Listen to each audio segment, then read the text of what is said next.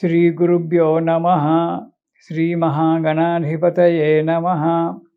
జనవరి నెలలో కర్కాటక రాశి వారికి, ఈ రాశి వారికి ఈ నెలలో వారి యొక్క ఆలోచనలన్నీ కార్యరూపం దాలుస్తాయి. మంచి వ్యక్తులతో పరిచయం ఏర్పడుతుంది. మిత్రుల సహాయ సహకారాలు చాలా అందుబాటులో ఉంటాయి. దానివల్ల కొన్ని కార్యక్రమాలు జరుగుతూ ఉంటాయి. ఆదాయం మంచిగానే ఉంటుంది, కానీ మీకే సంతృప్తికరంగా ఉండదు. ఏదో పూడగొట్టుకున్నట్టుగా ఎప్పుడూ బాధపడుతూ ఉంటారు. విసుగు, కోపం పెరిగిపోతుంది, అలసత్వం పెరిగిపోతుంది. కానీ చేసే కార్యక్రమాలలో ఇతరులను, అంటే వేరే వారికి సహాయ సహకారాలుగా ఉండడము, వారిని ఆదుకోవడము, వారి కష్టాలలో సుఖాలలో పాలు పంచుకోవడము అనేటువంటిది ఈ నెలలో మీరు చేస్తారు. అనుకోని సంఘటనలు కొన్ని మాత్రం జరుగుతాయి. వాటికి మనోనిబ్బరం అవసరము. ఆ సమస్యలు వచ్చినప్పుడు ఎక్కువగా ఆలోచించకుండా పెద్దల సలహా తీసుకొని అడుగు ముందుకు వేయాలి. అనాలోచితమైన పనులు చేసి ఇబ్బందుల పాలు అవుతారు. కాబట్టి అనాలోచితమైనటువంటి పనులు చేయకుండా జాగ్రత్తగా ఉండండి. ఏ పనైనా కూలంకషంగా నిదానంగా ఆలోచించి పనులు మొదలుపెట్టుకోండి.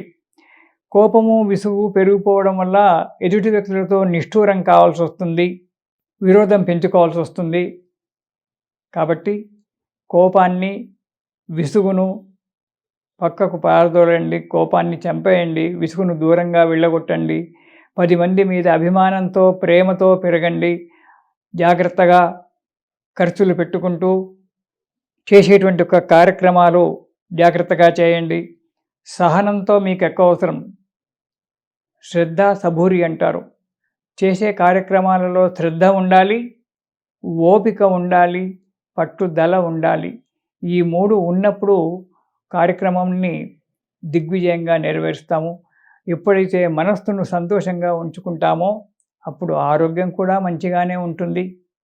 ఆరోగ్యం బాగోలేదు అని చెప్పి చికాకులు పడుతుంటే ఇంకా అనారోగ్యం పెరిగిపోతుంది. అందుగురించి ఆరోగ్యం బాగుపడాలి అంటే మనస్సును ఎప్పుడు ప్రశాంతంగా ఉంచాలి. అప్పుడు ఆరోగ్యం ఉంటుంది.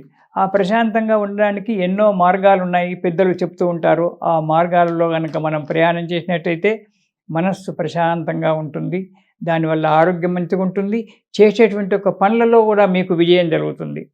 ఈ నెలలో ఈ కర్కాటక రాశి వారు రామరక్షా స్తోత్రము అనేటువంటిది చదివినట్టయితే ఆ రాముని యొక్క రక్షణ మీకు లభించి సంతోషంగా ముందుకు అడిగేస్తారు.